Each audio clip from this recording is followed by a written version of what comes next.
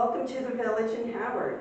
TVIH, as it's commonly known, is an organization for Howard County residents who are 55 and older. TVIH enriches the lives of county seniors to age in place, to socially connect with others, and to remain active as long as possible. This includes educational activities like this life planning series offered this fall. If you would like to find out more about TVIH, you can talk to me after the Q&A or pick up a brochure on the table. Today, we continue the 6th session TVIH Life Planning Series. Besides today's home care session, we've had an overview, legal, housing, and aging and community sessions. And we'll have one more session on crisis navigating. We'll meet in 2 weeks on Wednesday, November 20th at 10 a.m. here at the TVIH office for the last fall 2024 session. You can register on TVIH's website or call the TVIH office at 443-367-9043. We hope you can join us. Today, we cover home care. You'll learn practical, realistic information about care you can receive in your home, including what services are available, which ones need to be paid by you or your health insurance, Medicare or other, any requirements before obtaining services, how to obtain those services, and how long it can continue. Why do we need to plan this phase of our lives? Although retirement can be fun and relaxing, eventually we may not have the ability to enjoy it much.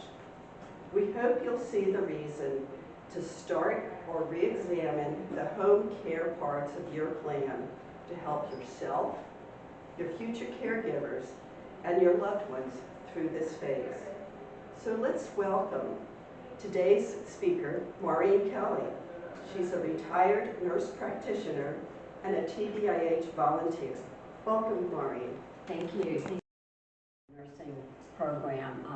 We moved to Maryland and I got a job with the VNA of Baltimore and was there for 21 years. And during that time, I got my nurse practitioner certification. I worked in some clinics, and then I was able to, starting in 1994, do a geriatric house call program. So I made home visits for the last 25 years, caring for mostly seniors in their home. I left Bon Secours, went to the VA, and that's where I retired from in 2019. So that's where I'm coming from. Okay. Home care we can divide into skilled care, such as nursing, physical therapy, hospice care, which is, we'll go into a little, again, physical therapy. You're also, home care could be home cleaners, friendly companions, dog walkers, landscapers, but we're focusing on the medical side of home care today. Okay, Medicare home health requires a licensed medical provider such as nursing, social work, nutritionist, psychologist from a Medicare certified home health agency. Agencies who wish to be part of this program have to apply for a license. They have to get where they can practice approved. Some of the big agencies now can pretty much go anywhere in the state of Maryland, but it's state by. I've gotten referrals. Can you see so and so? But they're in Pennsylvania. It's like, no, I can't. So, Medicare pays for skilled care by a home health agency using your Part A of your Medicare. And at present, there are no co-pays, but with yesterday's election results, that might change. There's been a talk for a long time of making more co-pays or making Medicare private. I don't know. I mean, I'm still processing yesterday's results. So that's, a patient must be homebound. They're allowed to leave the home for medical visits or church, but you can't go to see your grandson's concert. You've got to be homebound. They've gotten a little bit better about it. Before they were so picky. If in your notes you mentioned that somebody was in the backyard, they say, oh, they're not homebound. They've gotten away from that. So, skilled care. The primary care provider makes referral to an agency with instructions for the care needed.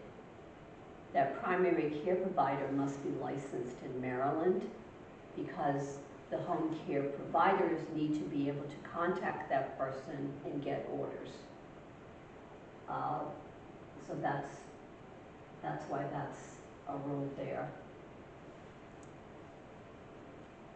Orders are good for 60 days, but updates every 30 days. I can tell you in home care, I was every 30 days filling out forms to justify the continued care for that person. And we have to well document that the skill is still needed. As long as skilled care is still needed, the patient may receive a home health aid for dressing, food preparation, bathing. They come, their visits aren't long, 30, 45 minutes. And how many times a week they come will sort of depend on what the staffing level is. Since COVID, aid care has been harder to find because they could get jobs at Pizza Hut and make a whole lot more money. So this is a problem. So a couple of times a week, maybe. Home hospice is another type of in-home skilled care, which focuses on the comfort of the care for the patient and the family. Pretty much in terms of Medicare, all those rules apply. All skilled care provided by home health is included, plus there's more spiritual care, music therapy. Home health aides are easier to get and may come more often. Home hospice will arrange for all comfort medication, whereas regular home health, you have to get your medicine as you normally would get medicine. The home health nurse does not bring out medicine for you. Oxygen therapy, equipment needed, they all have contacts with where they're going to get their supplies from, and you can get things the next day. So I know we've got the loan closet, but if you've got hospice in, let hospice do it. They know their stuff, they know what to get, and it'll be there. And once you no longer need it, they can take it out. And they will provide comfort medication. So if you're needing pain medicines, you're needing sleep medicine, they will provide it and it'll get sent to your home. The home hospice referral process is pretty much the same as home health. It does need to be documentation of patient's terminal status, and that your guesstimate is this person has 6 months to live. Now, Jimmy Carter's been kicking around for over a year on home hospice. The thing is, we find with home hospice is that people live longer because their comfort is being obtained, there's less pain, there's support for the family, and they're able to care for these people in their home. As someone who's had to make home hospice referrals and tell people that I think they're really at the end, it's sort of a guessing game. There isn't like a litmus test. There's no little test strip I can put on the forehead and tell me that, oh yeah, this is it. But, you know, with experience, you figure these things out. Home hospice has no co-pays at the present. Okay. Skilled care without a home health agency. There are physical therapists in the area who now make home visits as part of what their office offers. I know a number of people who've had physical therapists come to their home. That's fine. They don't have to go through via home health agency for that. However, Medicare treats this as an office visit. So it's an 80-20, Medicare pays 80% and you pay the 20%. Usually if you have a Medigap insurance, like a Blue Cross or something, that will pay the 20%. I'm talking Medicare. I realize that not everybody has Medicare. A number of areas, I have a brother who's a teacher in Connecticut, and Connecticut never signed in for Social Security. So they never took Social Security out of their checks, and they said, well, we're going to put it more into your pension. But it also means that they don't get Medicare and things like that. Sometimes my cousin, who's in the school system in Connecticut, she had a job in Massachusetts for a few years, and that gave her just enough quarters to get Medicare. You know, it's the federal government employees didn't play into Medicare until later, so they're in the same boat. Okay. Non-skilled care. The VA does cover home health aides for veterans who receive their medical care through the VA. So you can't walk into a VA facility and say, I want an aide. You've got to be enrolled in the healthcare system there. It doesn't mean you have to get all your care from medical care from the VA, but you at least have to be enrolled because you need to have a PCP, primary care provider, who's going to make a referral for you to get some aid service. Again, how often your aid's going to come is going to depend on availability. These aides don't work directly for the VA. They're contracted through various agencies, but they've been, the agencies have been bonded and checked them out. In terms, some of the agencies provide personal protective equipment for their staff and some don't. I know with the VA we were trying to work on that to make sure they all did, but if you're going to hire XYZ agency on your own, does that person have masks? Does that person have gloves? Some of my patients want all the shoes to be taken off when you walk in their door. Well, you're going to need something to cover your feet or cover your shoes. I can't walk without a shoe because of surgery I've had, so I had to have covering. Okay, there's also with the VA a veteran-directed care program. This is the disabled veterans are able to hire aides with funds from the VA. Once approved, once the veteran gets approved, they can hire someone. Now, they can't use an agency, so that's a little tricky about who you're going to call, how you're going to get somebody. The funds for this program go to the local health department, so the vet doesn't get a monthly payment for this. But the health department then manages paying the aid. But they can use family. So if your granddaughter can be a big help to you, you can pay your granddaughter. Again, going through the health department. Non-skilled care, also known as custodial care. Before you hire someone, decide what kind of care you need. Do you need someone for 1 hour, 5 hours, weekends, evenings? Kind of write down what you're going to do. I was the medical power of attorney for my dad's 2 sisters. They lived to be 93 and 96. But the last few years they were declining and they needed more help. The older one wanted her sister to do everything, and the younger one had it up to here and back again. And there was getting to be a lot of tension between the two of them. So both were hospitalized at one time. Coming home, it just became crystal clear they needed help. So they agreed for an aide.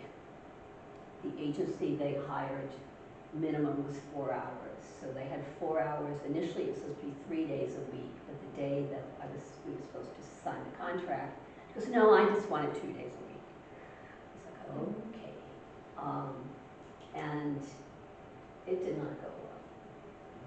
They didn't like the way she made the bed. They didn't like the way she mashed the potatoes. Didn't like this. Not the one who really needed care. It was the younger one. She just felt that she was paying for this care and that aide should be on the go the whole time. Well, what is there to do for 4 hours? If they've had breakfast, you've showered them, you've changed them, you changed the sheet, you did the laundry. Sometimes they can sit down and talk with you. It's also a service because they're stimulating you, talking current events. That helps. But some people, like my Aunt Winnie, didn't think that was worth paying for. So it was constant arguing back and forth. So housekeeping, dust, vacuum, take out trash, clean bathrooms, laundry, you want that. The bathing, dressing, meal prep, diaper changing, help with walking. Things you look at what it is you need help with. I've also been in homes, someone says, well, yeah, my husband, he doesn't like going down in the basement with the laundry, but we like the way he does it, so we're not going to change that. Well, you shoot yourself in the foot unless you really, if you're going to have someone come in, let them do what they can do and do well.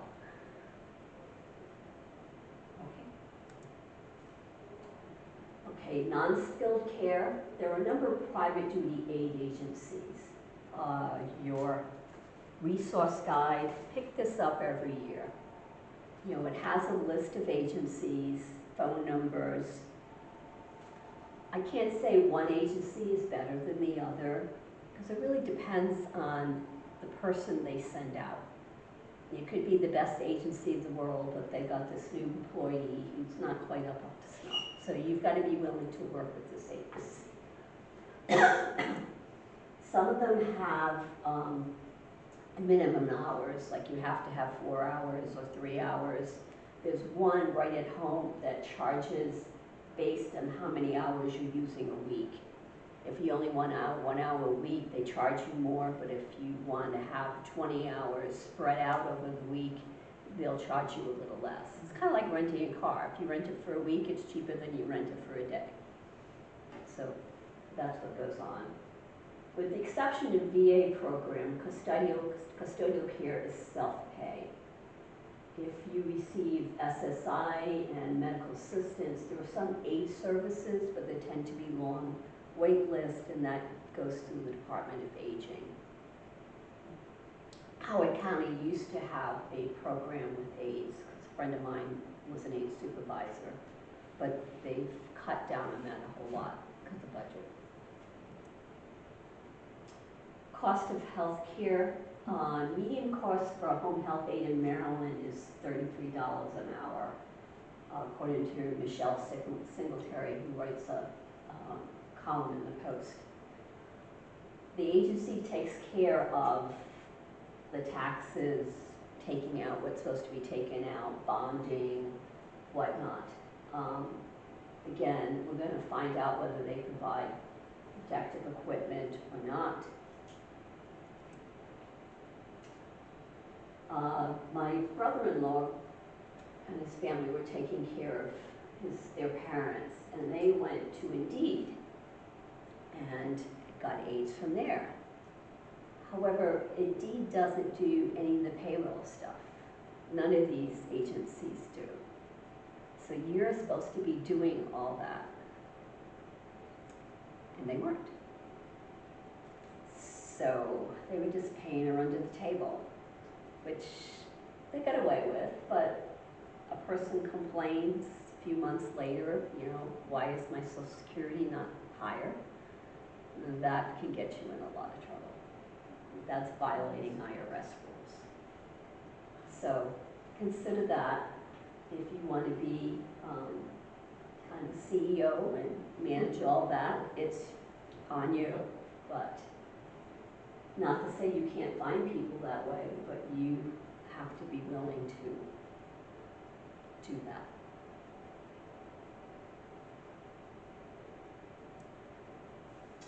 Okay, questions?